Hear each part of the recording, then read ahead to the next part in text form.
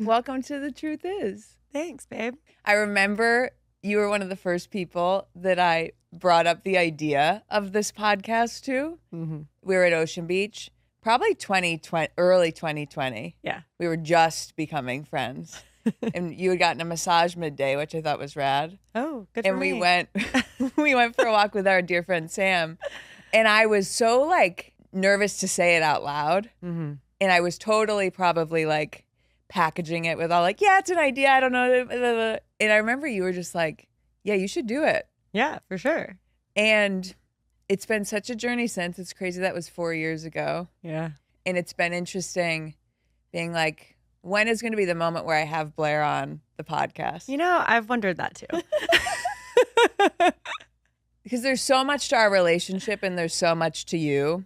Yeah. And it feels so aligned and cool that we're having it tonight in like a rainy Friday night in LA. Mm-hmm. And this day marks something for you. Yeah.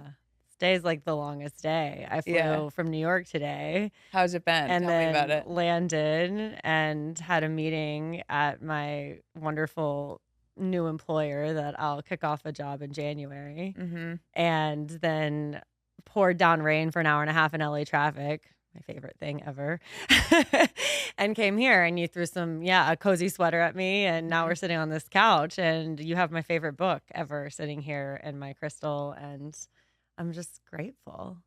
Yeah. You've gifted that book to me twice. I gift it to everyone, so I don't know. It's just really important for you to have it if you know me. Gratitude's a good place to start because this for me would not exist without you. And I don't say that to like minimize my effort and journey, but I was thinking about anticipating like the privilege of now having this conversation with you, and it wouldn't exist without you. And I mean that because I think about the moments that you've like kept me in this journey. What I like am left with is like, oh my gosh, like your people, like friendships like you are your anchor. And so I'm like so grateful to be able to have this with you. And this moment is we're kind of both entering new seasons. Well, I'm so proud of you for what you've built and sticking with it. And I learned so much from you every time we talk. Ditto. And so it's been, quite a privilege to watch the evolution of where you've come from and how you've overcome the limiting beliefs and the doubts and the societal constructs of thinking of what your life should look like when really you have this beautiful gift of the truth is. There's one moment I think of when I first moved to LA and was not finding my footing for a while, and we were at brunch in Venice, and I remember you just like looking at me and saying, you're supposed to be here. And it was so hard to leave the community we had together in San Francisco. And I think about that moment of like, you're supposed to be here and staying in it. You think it's not going to change, and then it does. Yeah, I remember that too, because I actually, when I moved from North Carolina to California, I had a good friend, and I was really, really sad to leave that community at the time, but also excited about the prospect of what I could build in California. And she looked at me and she said, I'm really sad you're going, but you're supposed to go. Yeah. Yeah, and I like really felt that way about you. And I think I even said that to you the day you were moving as you were putting things in the truck about to drive down. I was like, you know, I really value this friendship. I don't remember exactly what I said, and I'm scared it's going to be over. You watched me drive away in the U-Haul. I know. And I was like, shit, is it done? Yeah. Because a lot of times, you know, distance, just your lives go in different directions and you never know what's going to happen. And I remember you trying to comfort me saying, no, it's like going to be the same. And I'm like, okay, but let's have a real conversation about what it's going to be like, and it's going to take a lot to maintain it. Turns out I ended up being in LA a lot for work. Turns out that it actually was the opposite of what we thought was going to, or what I thought was going to happen, and we deepened it in this really beautiful and special way. Yeah. I think our careers, both in media at that time and this crazy chaos, helped both through, compassion and complaining Yeah. here and there. And then, just also really knowing that underneath we both had something a lot deeper to share with the world and encouraging people to do that too. I love what you just said about, I was like, it's going to be the same. It'll stay the same. And you're like, no, it won't. It's changing. It's changing. And there's something in that gripping that I feel like I'm relearning and learning. And it's neat to think that like the fear of change was that it's not going to be as deep or something, and actually like allowing it to change made it deeper. Yeah, it's like that moment of surrender, right? Yeah. And I feel like that is the epitome of the season that I'm in and like have been in my life over the last, I would really say 3 months in depth, but maybe all the way back to earlier this year. Just not controlling and not holding on to and allowing things to shift and change has brought about some really beautiful change in my life. I've been thinking about, I wanted to like lay this in the space of this conversation, because sometimes the premise of this podcast is overwhelming to me. I'm like, what does it mean to live truthfully? I don't know.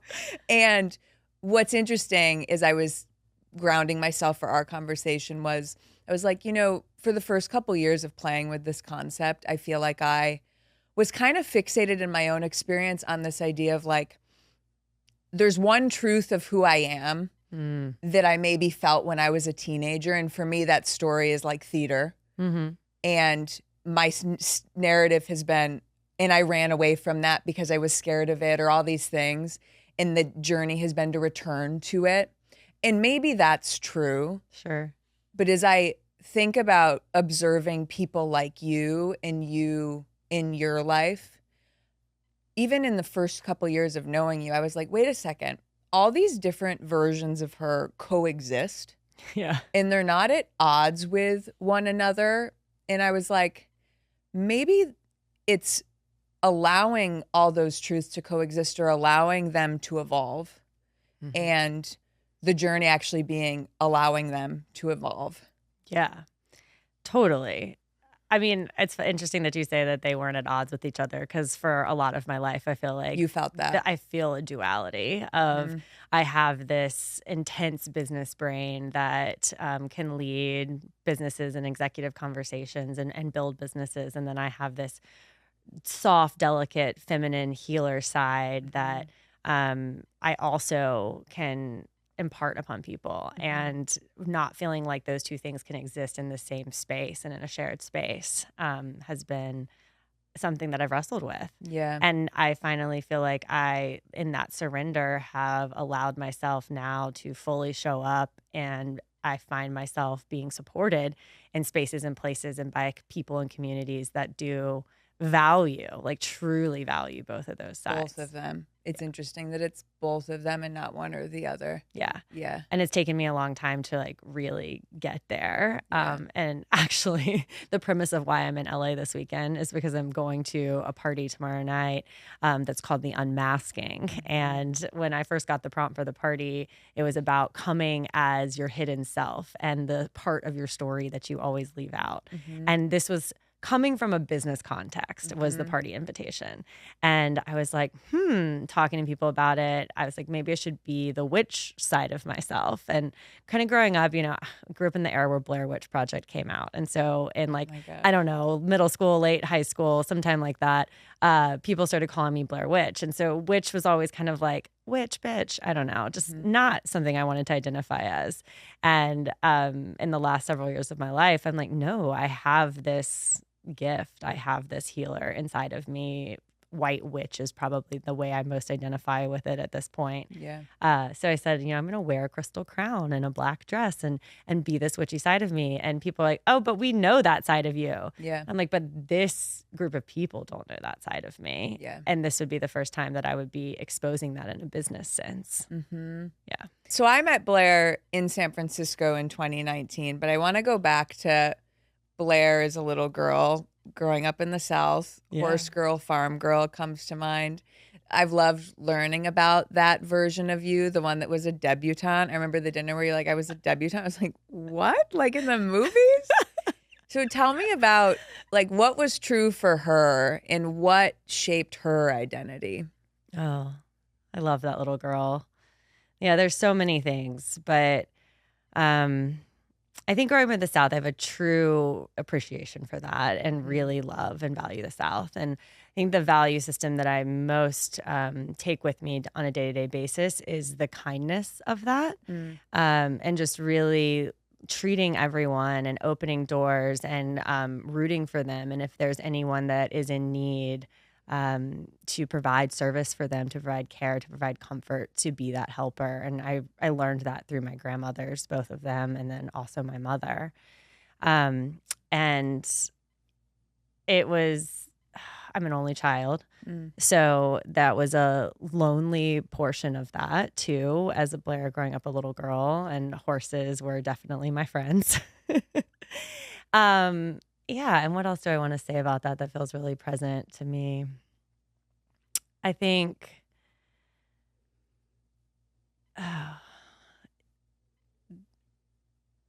it really like,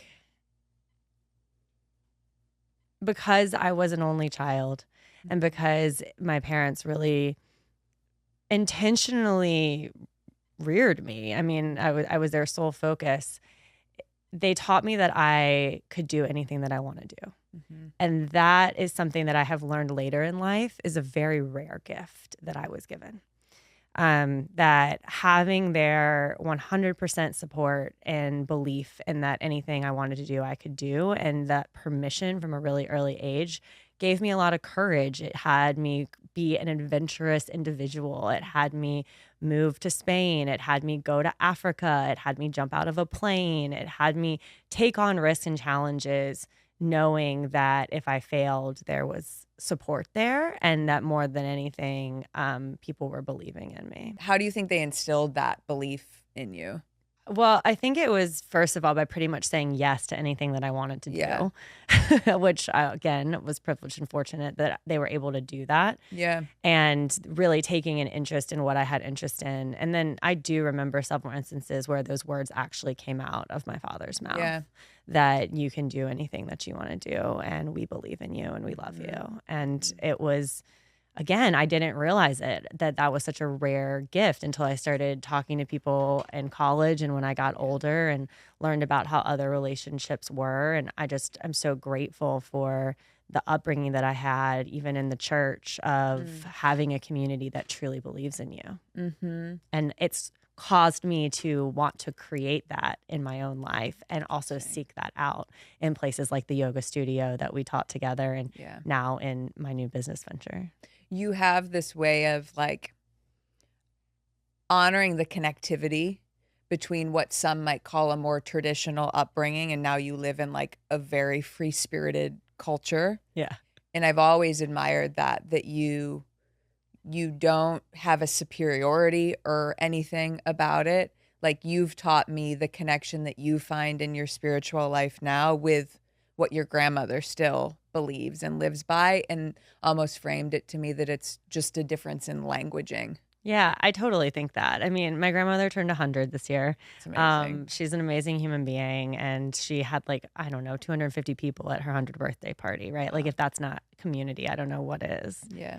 And my grandfather died when I was about 2 years old. So she's probably at this point now been single as long as I was single for the first, 35 years of my life.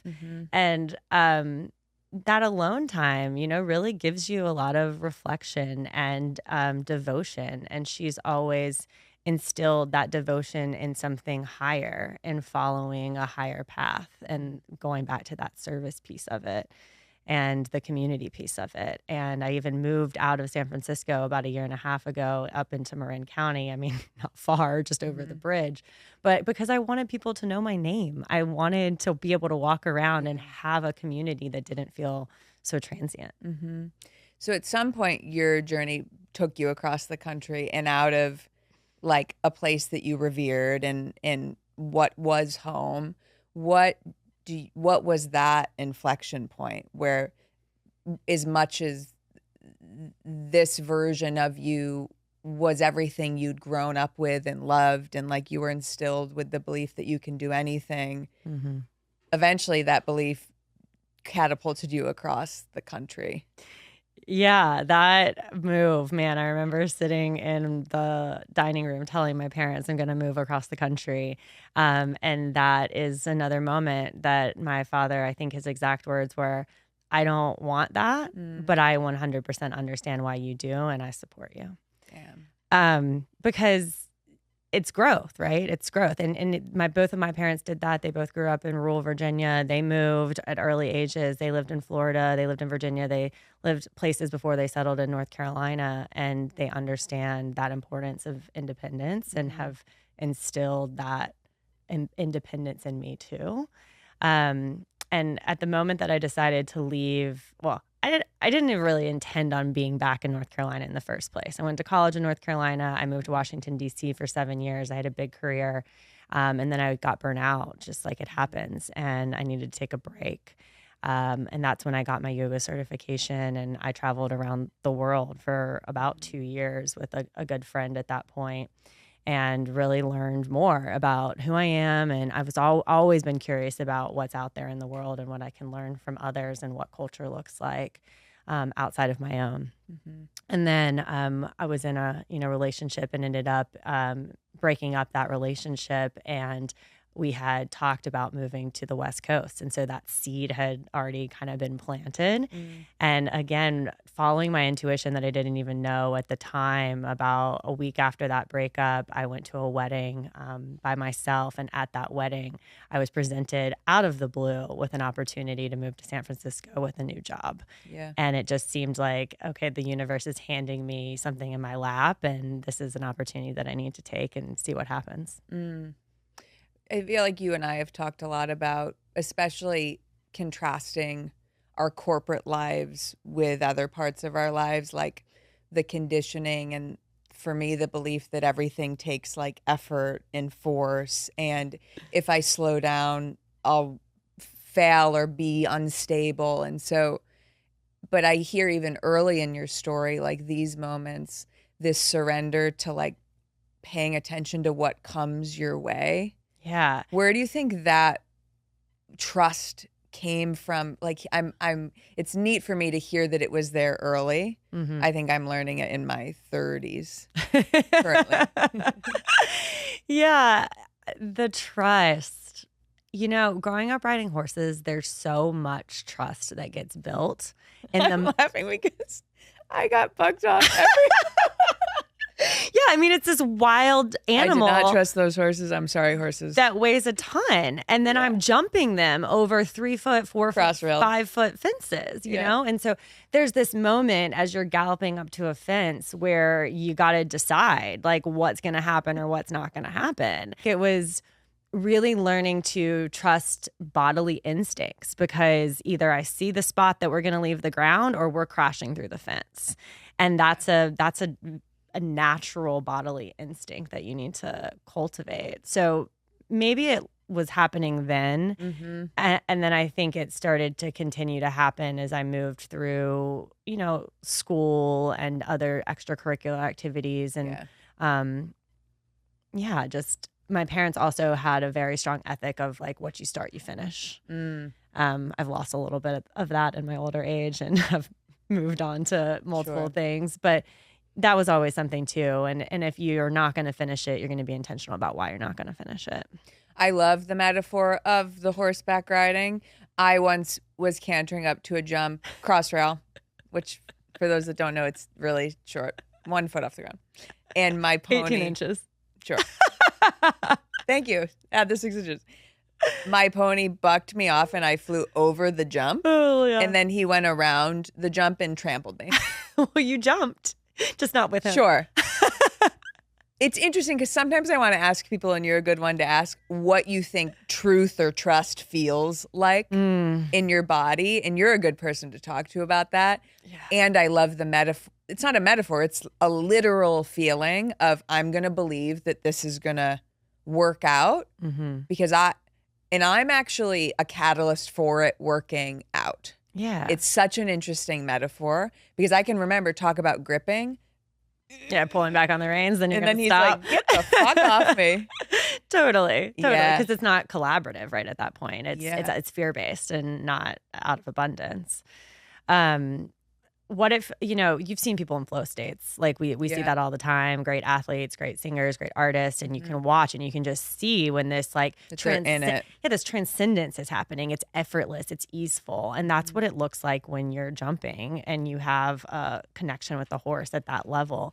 And it feels like you're floating. I mean, it's almost like a high in that type of way. And you just know like the puzzle piece fit, it's connected. You have this like lock state together and you're propelling, like you're unstoppable.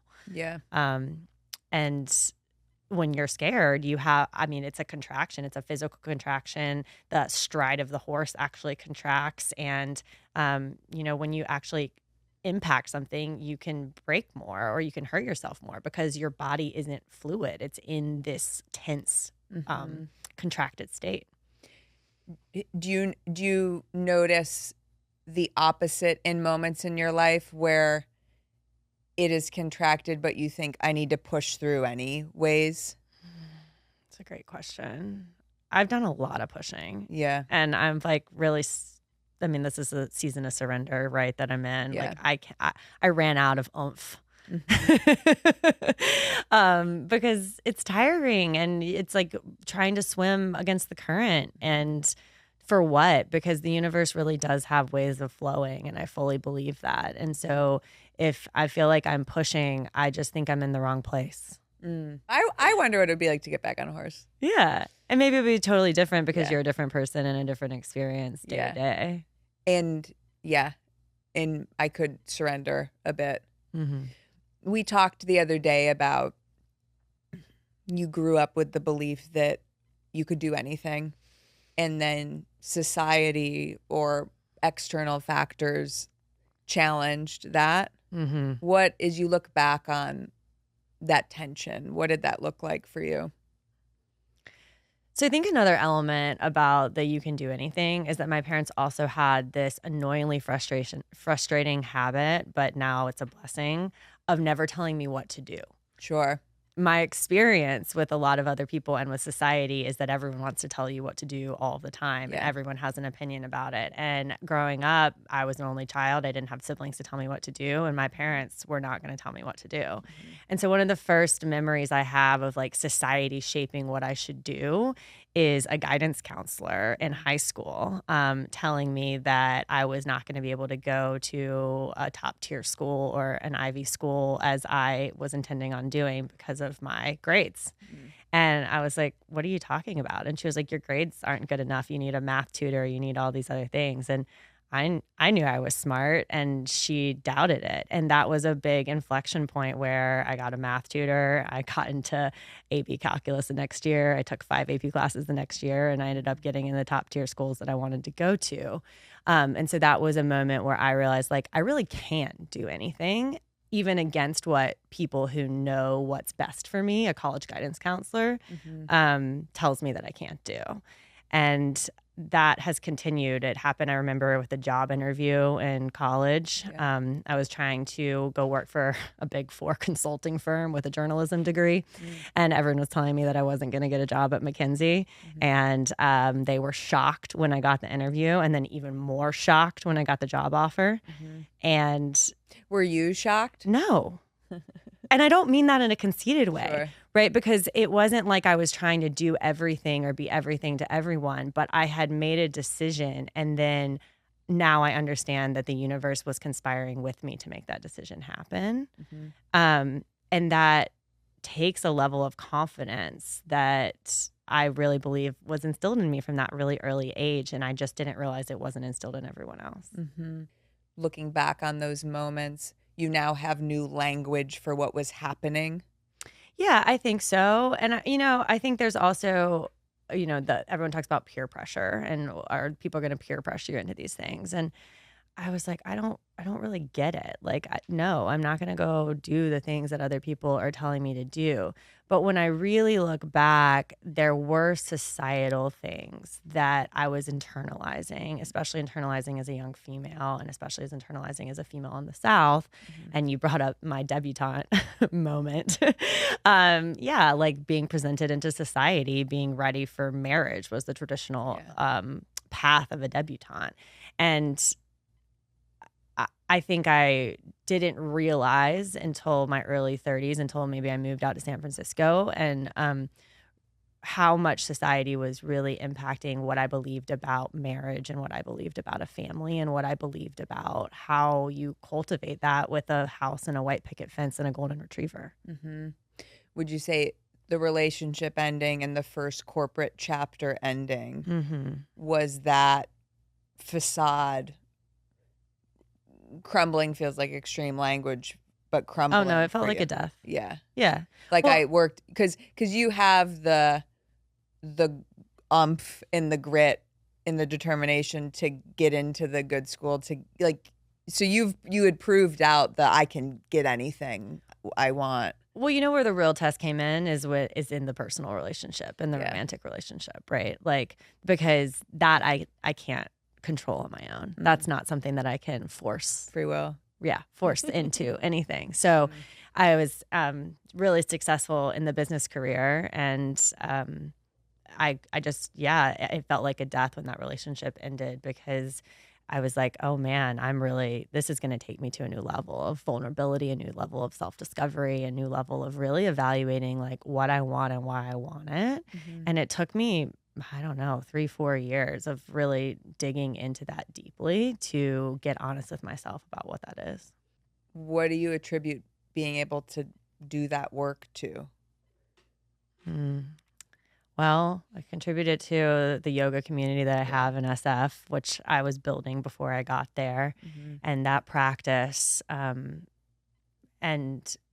creating something, I mean, similar, going back to the church that my grandmother was in and her devotional practice, right? That was just her work and her way of self-discovery, moving through that channel of the church and of Jesus Christ. And I think for me, it was moving through the Yoga Sutras and the history and the philosophy of yoga, and having that discipline and having that practice of meditation and sitting with myself, especially through COVID, as we were all isolated and I was in a brand new city. And at that moment, I actually had 4 very good friends from North Carolina that lived within a 2-block radius of me in San Francisco, but they were all having their first kid. And I was in this immediate post-breakup wallowing.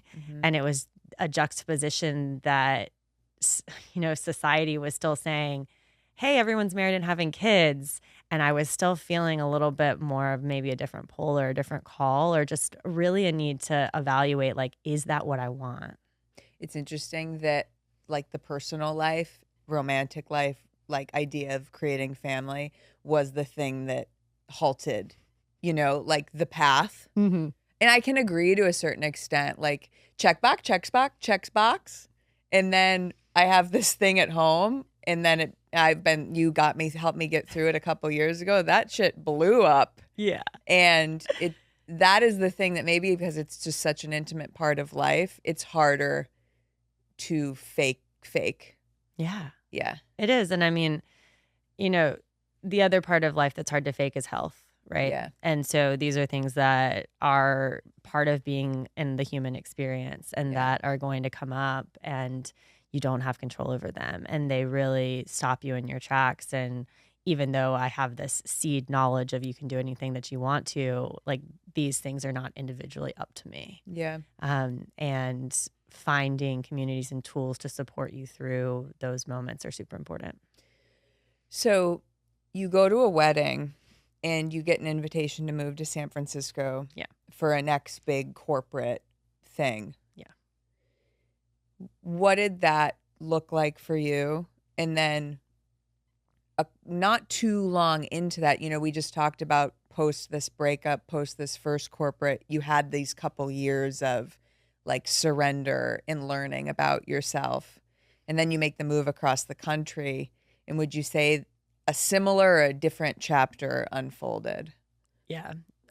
So the move across the country was quite wild. Mm-hmm. It was in officially December of 2019, between Christmas and New Year's. I had to be at my new job on January 5th. And my mom and I and my dog and my snake plant, that I was very attached to at the time, moved and drove together The from durable plants. Yeah, it's dead now, but that's a whole different story.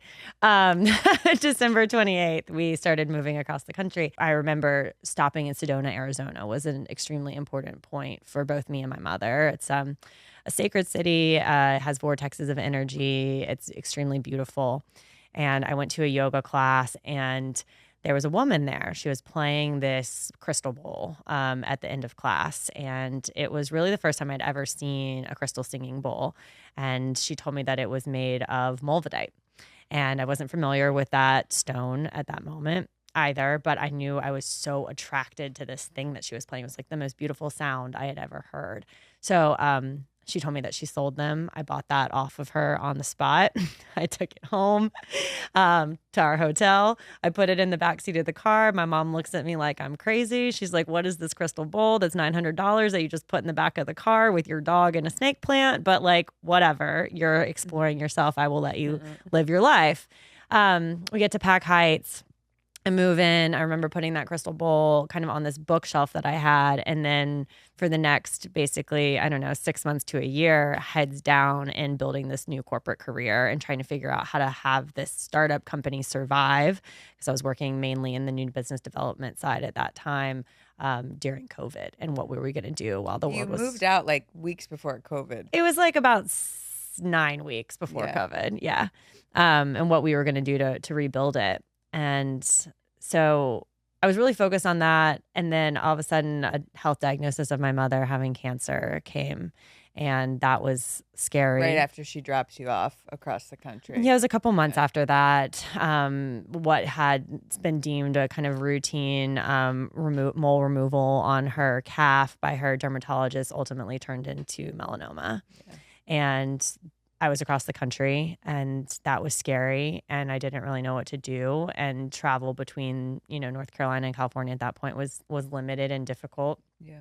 And so I started playing this bowl. I was also teaching yoga on Zoom to people. It was crazy. Riveting times. Yeah, crazy times that we were living in. And working through like my personal practices of meditation and like really deepening my relationship with myself, because I was spending so much time alone. What I've always revered about you, even as a simple thing as like you don't scroll on your phone at night like I do, you take seriously the time you have with yourself. In the relationship you have with yourself. Do you think that came through that time, like that period? Do you think that's something that is always been? Well, now that I say it, only child. Yeah, it was way early. Like I used to play in the woods by myself. I used to play in the creek by myself. I had imaginary friends. I had some hamsters along the way. I wasn't allowed to have pets growing up outside of the horses. So it was like hamsters and horses. Yeah. So no, I've always known how to be with myself. Yeah. And like really value being with myself. And part of the reason that I deleted social media back in 2019 was I didn't want to see my ex, quite frankly. Mm-hmm. And then I started working for a media company, and I was doing media every single day by, 9 to 5 hours. And I didn't want to, when I got off my computer doing that, get on for social media again. Yeah. Like it just didn't seem necessary. So yeah, I think the devotional practices were super important. And I wanted to grow. I wanted to learn. I wanted to understand how to build intimacy. And that starts with the self.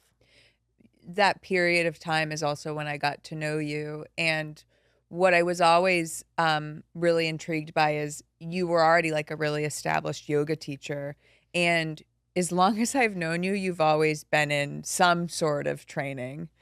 To like for like new modal. I'm like, okay, Reiki master in Japan, great. Oh, sound healing in Sausalito, Kundalini in Berkeley. Like I've always been like, she's a seeker and a student. Like, do you think that was that season of life you were in? Tell me about like that curiosity and that part of you. The first memory I have of that part of me really getting turned on is when I was a senior in high school and I told my parents that I wanted to move to Kenya. And my parents were like, no way. Mm-hmm. And it was really a calling that I wanted to go see how other people lived in a very different way than what I was exposed to. I had grown up in a pretty wealthy suburban neighborhood. I'd gone to a private school my whole life. Had pretty much anything that I needed had been provided for me. And I wanted, again, in this like service mentality, to really understand how I could serve and like what would happen. And there's a lot of fear, you know, around going to Africa at that point in time. I mean, and I wasn't scared at all. It was like something I was so certain. And I ended up doing it a year later. We had a year-long conversation about why I shouldn't do it. And then I just signed up and did it. And that was the first moment that I really remember like the adventure spirit in me and the curiosity spirit in me. Yeah. And then I remember again in my first job in that consulting capacity, they put me in charge of consulting for public school districts. Well, I went to a private school for 13 years. I'd never set foot in a public school before in my life. And I felt really unqualified to be talking to people and advising them on what we should be doing in our public schools without ever having that experience. And my boss at the time, super wise man, said, you know, if you just lead with curiosity, then you'll have a common connection and understanding. And you are seeing the whole of what's going on in education across the United States. And these people are exposed to what's going on maybe in their region or in their individual state. And so you actually do have something to offer. And then the like lifelong learning piece with yoga, you know, I feel like every time that I've had some type of breakup or setback or major crisis or health diagnosis with my mother, my response is to learn. Yeah. My response is to gather as many resources as I can, maybe in a little bit of a neurotic fix-it way, but also in a let me understand what's going on in the environment around me and how I can impact it.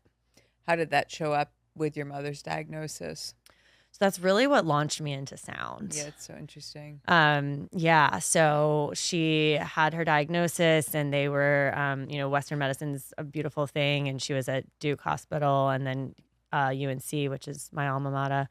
But she was doing experimental kind of Western medicine injections at the time. And I was like, maybe there's another way. I was learning about this concept called entrainment. And entrainment being that cells vibrate at individual frequencies and diseased cells or diseased cells vibrate at a different frequency than the healthy ones. And if you can entrain those diseased cells to start vibrating in a new frequency, ultimately they are metabolized by the system in a different way. So I started looking for folks that had specifically done research with sound and cancer. I found a couple. One of them was based in Sausalito, where I live now, and got a CD, a track that said like sound cancer or cancer sound or something like that, and sent it to my mom and said, just start listening to this. Yeah. Like, I don't know, right? Like, I don't know what's going to happen, but just start listening to this. And through that, I really got into the space of learning about crystal bowl therapy, learning about sound therapy, learning about sound tables and how vibration moves through the body. And then I just like really got on this path of energy work, of healing, of frequency, and did it at night as I did my corporate job during the day. What did that juxtaposition feel like? Because I love where you are right now, where you're stepping into a lesser capacity in the corporate space. This is a marker today, and sound has become so much more than it was in that day. But I'm curious at that point, what was that feeling for you the day in corporate to the night with sound? You know, in corporate, it was feeding the ego of your ego.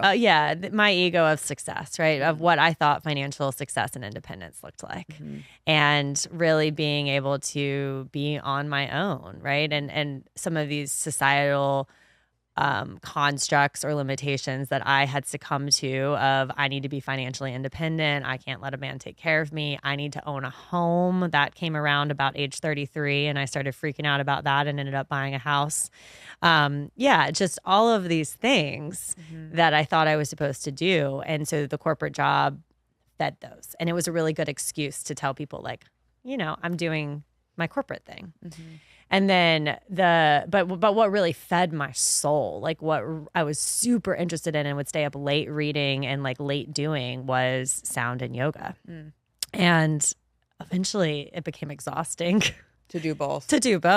Yeah. I mean, I had probably 3 solid years in there that I was teaching 3 yoga classes a week. I was leading yoga teacher trainings annually.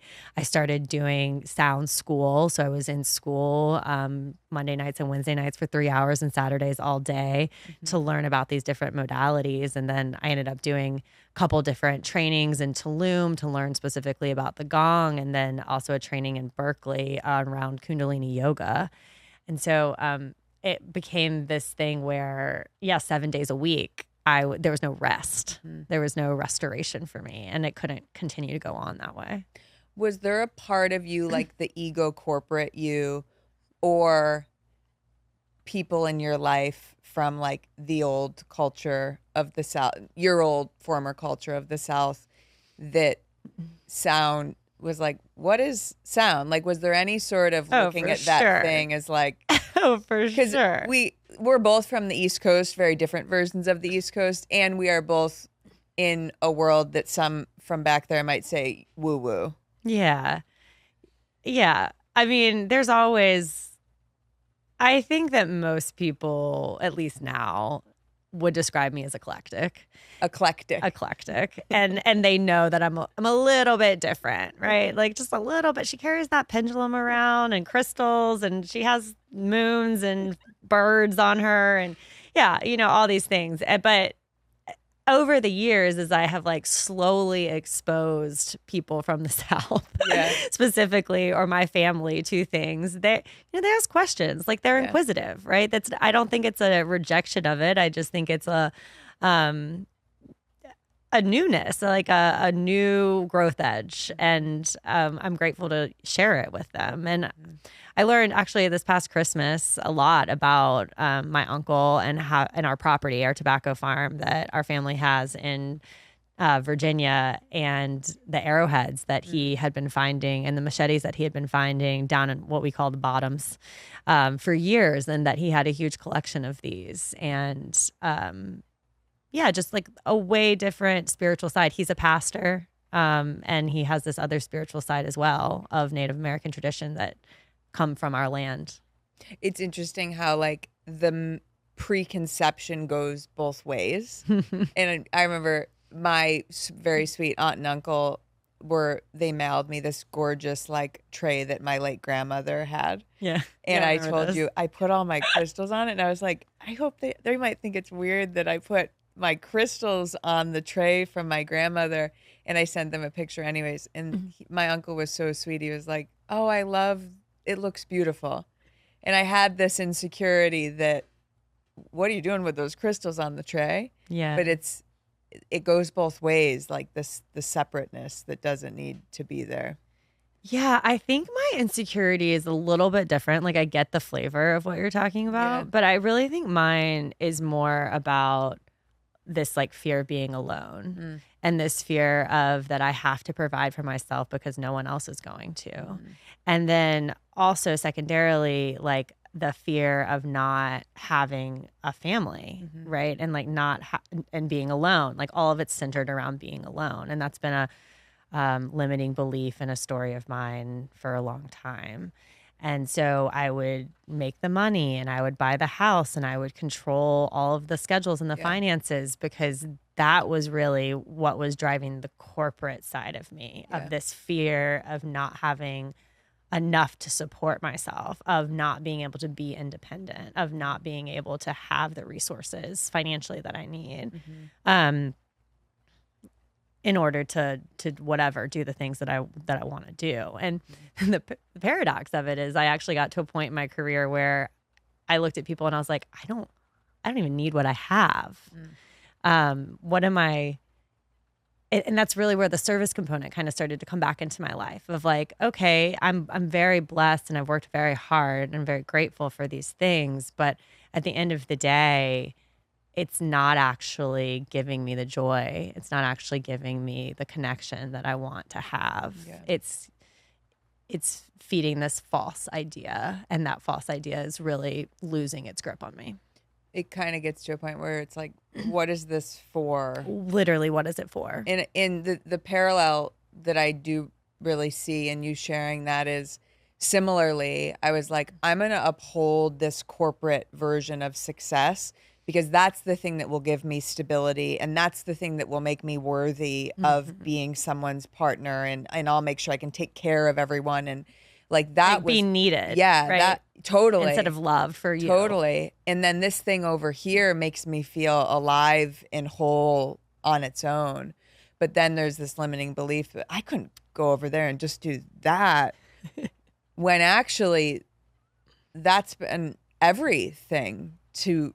So I want to get to the part of the story that you're in now. Yeah. Which was the letting go of the checked box. Yeah. There. So I think like fast forwarding, right, from this Mulvadite bowl that I bought in 2019, that then I put on a shelf, that then I sent like secret videos to like some of my dearest friends of me playing at night. Yeah. To then telling and declaring to a friend, like a fairly new friend out loud in San Francisco last October, that my dream for my birthday, which was upcoming in February, was that I wanted to take a small group of my female friends to Todos Santos, which is one of my favorite places in Mexico.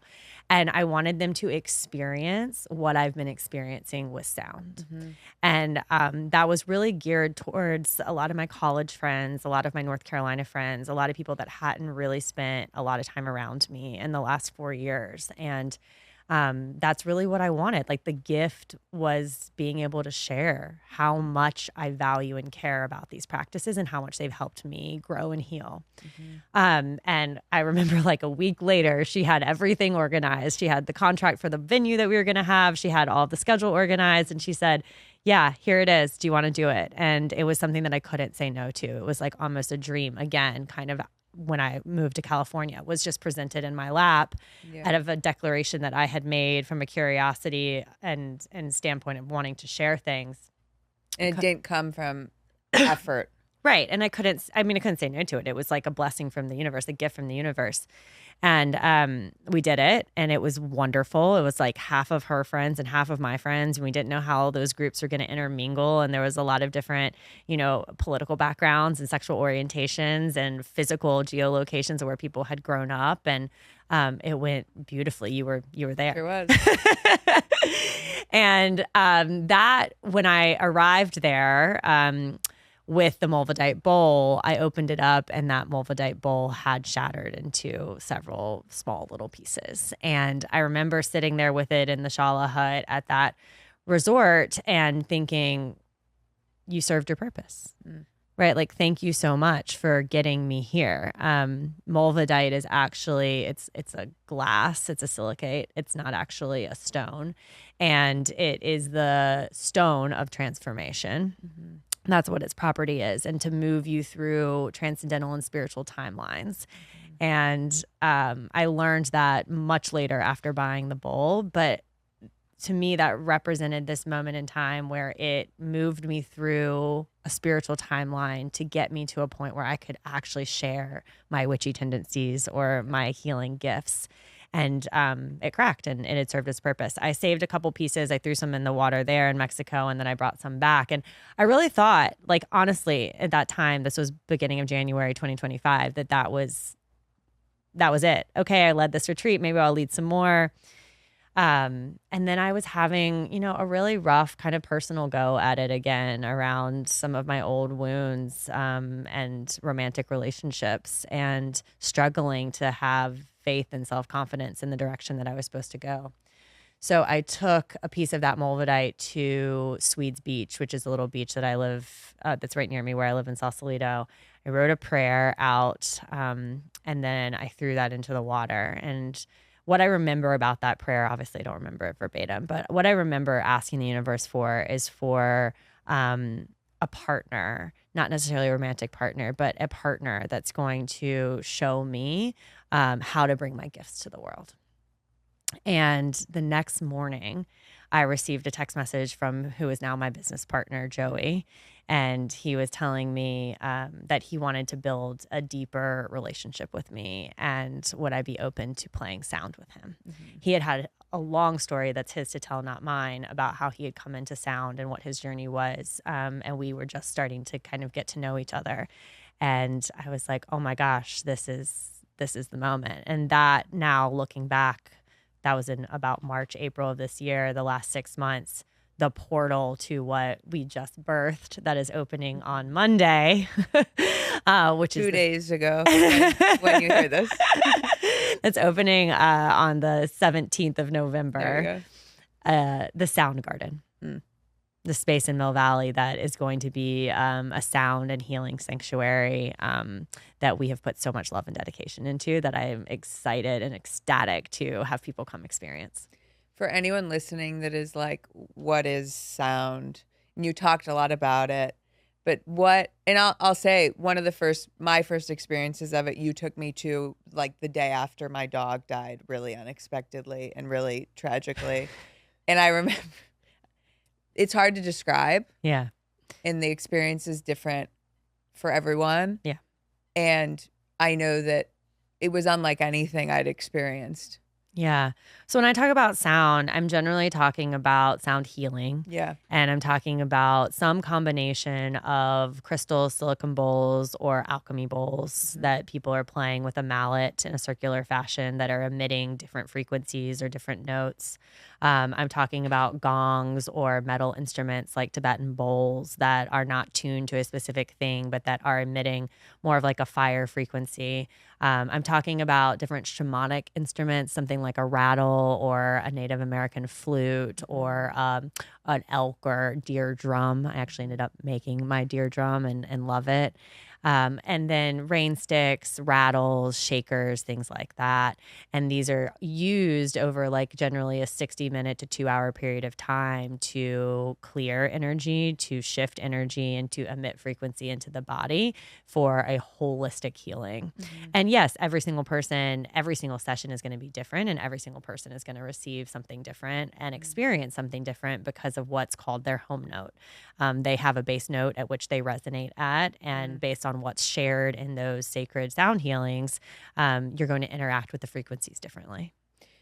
There's some interesting metaphor to me that I relate to a lot of different parts of this conversation, which is my experience is, you just, is the receiver, lay there and receive. Totally. And you are changed and healed. And it's so much of what we're talking about, where there's places to effort in life, and then there's places to like allow and surrender. Oh, girl, the stillness is where the gold is. Yeah. Yeah. The stillness and being in the stillness, even in the movement and the chaos, but kind of finding, right, that eye of the hurricane or eye of the storm. I had a dream. I don't know why this just came to me, but when I was leaving my first corporate job, where every night I dreamed that I was at the eye of the hurricane, and every single person, including my boss, my coworkers, my parents, were just flailing around me. And it wasn't until I actually made the decision, which I was scared to do, to leave that job without another job, that dream gave me up. Yeah. Right. And it was me coming into the realization that all the chaos out there, I could stop. Right. It was a matter of me staying true to myself and ending those relationships and moving into a new place and trusting that the stillness would take me there. And there's a relationship ending for this new venture to be born and exist. Yeah, today is my last day. Yeah. Friday was my last day. Yeah. Of a 7-year job, of a 7-year journey that was beautiful, and I have so much gratitude for, and really, taught me how to lead teams of people and create content in a new way that was impactful.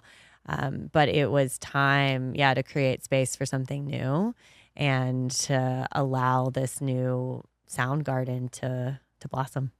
What is your relationship, or what are your thoughts on like the idea of readiness? Come from you ready now. Sure. And I was actually talking to Denisha earlier today about readiness. Yeah.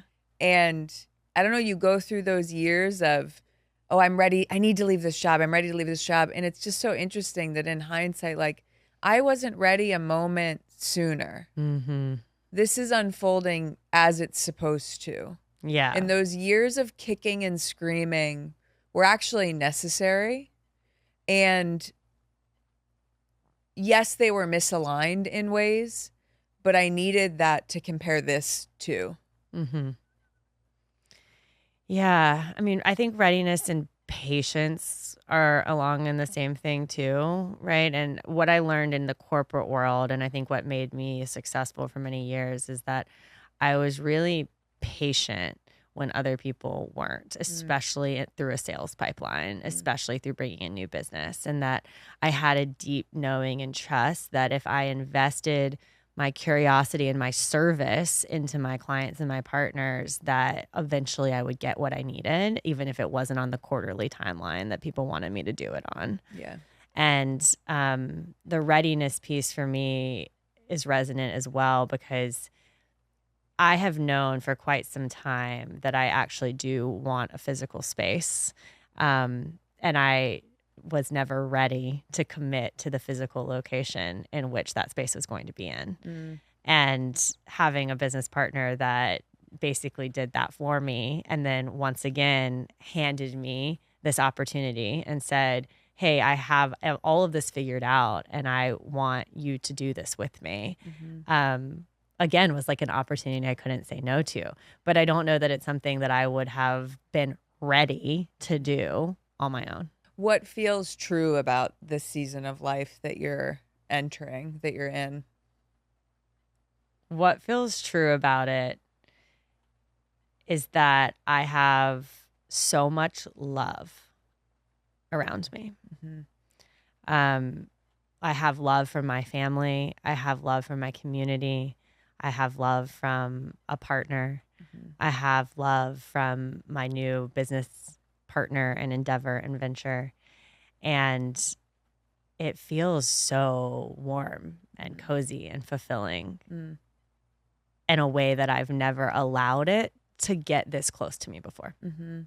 The letting go of this version that we both thought that you thought you needed to prove out to get those things. What have you learned about that? Because in old, you thought that you needed to like earn the things that are falling into place. I stopped trying to be needed. There was like always this urge to prove that I was needed to close a deal, that I was needed to, make sure you washed your clothes as your partner. I don't know, do your laundry, cook your dinner, take care of you. And when I really surrendered into the stillness of not trying to do, be needed, I was able to fully receive. Vulnerable. Yeah, vulnerable. Scary. Vulnerable. Courageous. And one of my, I did these when I moved, right before I moved in 2019, my life values. And one of them is vulnerable love. It's not just love, because for a long time I was projecting love outwards, expecting to receive it back without the beginning part of being vulnerable. Interesting. Spooky. Interesting. What would your 8-year-old self say to you today? Oh, I talk to her a lot. What's she up to? She's grateful that I've got her. She's grateful that I don't need to rely on anyone else or have anyone else come in and save me, that it's wonderful to have community and people to be there and do that, but that I don't need it and I don't have to go make myself be needed. It occurs to me from my own experience that like that journey to not being needed, there's a lot of being company to my own self that needs to happen. Maybe. And I'm in that now, like figuring out how to be alone with myself. Yeah. Yeah. Yeah. It's a security that's new. Yeah. It's a new, and it feels, it's like an alignment, right? So when I teach people in yoga to do handstand and people are scared and they're flailing all around, and I talk about, well, it's just bone on bone. You stack, the feet on top of the knees, on top of the hips, on top of the shoulders, on top of the elbows, on top of the wrists, and the bone structure is going to hold you up and you become weightless. And that's really what this transition and phase of my life looks like, even though it feels so chaotic. And I was on set yesterday in New York, and I'm here today, and we're opening the studio in 2 days, and it feels like I just am never going to get everything done. It also feels weightless. Good alignment metaphor. Yeah. What would your 80-year-old self say to you? Good job taking care of as many people as possible and sharing your magic. Fill out this sentence. I used to think X, or I used to think blank, and now I know blank. There's a longer story to this, but I used to think that I wasn't going to be a teacher. And now I fully believe that I will teach millions of people. What is teaching to you? Yeah. Teaching is allowing for a container for somebody to have self-discovery. I love that. Speaking of, one thing I've really learned through our friendship is like when we tap into what is unique to us, there's so much room for both of us, for all of us, Yeah. And it's so cool that we're entering a new season at the same time, and it looks as it should for each of us. Yeah. And I'm really grateful for that example, and that I get to watch you from over here, from down here, because it's so true to you what's happening. I feel the same way about you and what you're doing, and like that my heart is just beaming with joy and pride for you and abundance, because I think that's something that, especially in the corporate world and like leaving that corporate world, that people don't lead with. And when you really lead with love and abundance, miracles happen. And I've witnessed them. And I think that both of ours are that. And I admire that you've brought that grace into the corporate world. And I feel like that's a whole other part too that we could have. And it is possible. It is possible in any space. Yeah. And we're experimenting with it outside of those spaces. But you've proven that it is possible in those spaces too. Yeah, I definitely have more to say about that. But it's part of that being true to yourself and knowing that you can do anything, and knowing when I have a management opportunity, going back to that teaching moment, that I'm holding a container that's safe for those people to fail, which is sometimes not always safe in corporate America. Yeah. And my motto when I hire people and have them with me has always been, make a decision, and if it's the wrong one, we'll fix it later. Good mantra to end on. I'm going to direct people to the Sound Garden. Please do. In Mill Valley. There's 8 spots. It's going to be amazing energy coming in and out of it all the time. 4 classes a day. A little mix of some slow flow yoga, breath work, yoga nidra, and then just straight zonked out sound. And we've designed it so that you don't have to think about anything. You can just come, lay down, have a beautiful eye mask that I was a stickler about because I do like nice things. Yeah, Blair's attention to detail is not to be looked over.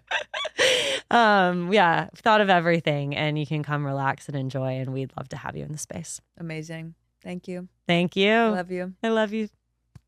Namaste.